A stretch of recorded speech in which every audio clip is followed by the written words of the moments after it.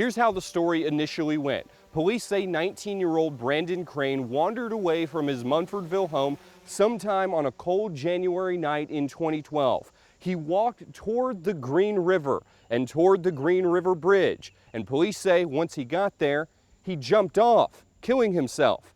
But that story has changed quite a few times in the past 7 years, and now there's a question of what exactly happened when Brandon Crane went missing. He had grown up there. He lived with his mom there. The story of Brandon Crane is a sad and familiar one to many. A 19-year-old growing up, or trying to, in a small Kentucky town. It's very unfortunate. He was living in a small town and he was at least perceived as being gay. And so he was getting bullied for that. His friends described him as a gentle soul that suddenly, on January 26, 2012, vanished from his Munfordville home. He doesn't take his wallet, he doesn't take his cell phone or keys, he just leaves at 2 in the morning. His family searched for him for weeks, but found nothing, until his body was found 60 miles down the Green River. The medical examiner said he drowned. At the time, the case was investigated by the Kentucky State Police as well as the local sheriff's department. Kentucky State Police said, we've closed this case as a suicide. Kentucky State Police believed Brandon was depressed and committed suicide by jumping off the Green River Bridge. In the eyes of police, it stayed that way until Dan Hostetler entered the fold more than a year later. He grew up Amish. He had an 8th grade education through the Amish schools.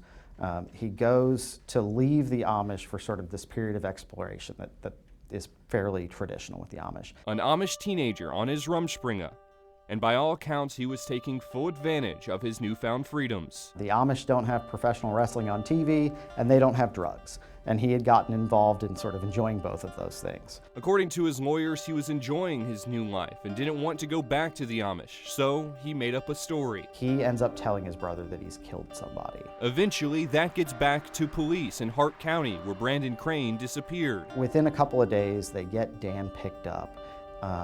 Dan had unfortunately done some drinking and some drugs that morning. He doesn't remember a whole lot of that day. But at some point during that day, Dan confessed to killing Brandon. In the written confession, he said the two of them got into a fight and then dumped Brandon's body in the river. He was charged with manslaughter. And in 2013, on the eve of trial, Dan had pled guilty on his lawyer's pretty bad advice, frankly. Dan now has a different set of lawyers, and Aaron Baker and Ryan Shanlin say he didn't do it. So then why confess? And why plead guilty? And that is a very difficult thing for people to understand. The unfortunate truth is false confessions happen. And there's a number of factors that sort of play into when a false confession happens. He grew up in a community where there was definitely an expectation that you're subservient to authority. His sentence was 13 years in prison, but now his attorneys are trying to get him out, saying his confession is riddled with contradictions. First, they say Dan didn't know Brandon before he died. Dan wrote in his confession that a friend from work told him to pick Brandon up and drive him around in his Mustang. But there's a problem. Dan didn't know that friend, or even have a Mustang when Brandon disappeared. And he didn't even come up with Brandon's name on his own. They give him the name. Is this a picture of him? They don't get a six-pack lineup and say, please point out the victim. There's also this surveillance footage from a camera at a gas station just a few hundred yards from the Green River Bridge. It shows someone walking with a limp toward the bridge just minutes after Brandon was last seen at home the night he disappeared. The week before, Brandon shot himself with a .22 caliber rifle in the leg. Then there's this diary.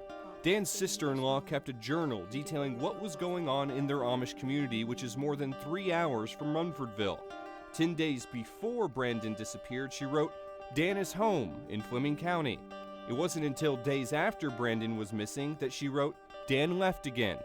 Dan's lawyers say that puts him miles and hours away from Brandon's death. So when it says Dan is home, who does that refer to?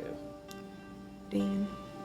This Dan Hostetler that's sitting here? Mm-hmm. Okay. He would go back for visits. All signs, Shanlin and Baker believe that an innocent man is in prison. I'm not going to give up fighting. The theory was I punched him in the throat and killed him. Like, that's movie stuff.